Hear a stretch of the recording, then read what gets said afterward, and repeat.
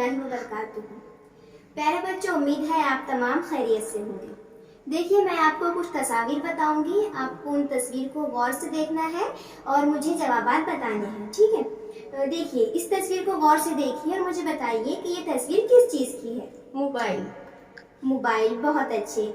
इस चीज़ से हम सब बखूबी वाकिफ है क्योंकि ये हम लोग के घरों में होता है, ठीक है। अब देखिए अगली तस्वीर, इस तस्वीर को देखिए, ये तस्वीर किस चीज़ की है। टीवी।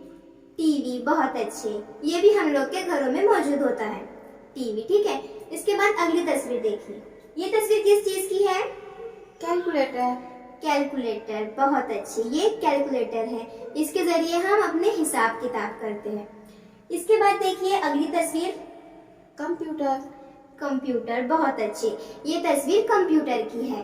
तो आज हम अपनी दरसी किताब से नज़म नंबर 7 कंप्यूटर पढ़ेंगे। आप अपनी किताबें ऊपर निकालिए और सफ़ा नंबर 32 खोलिए। अस्सलाम वालेकुम।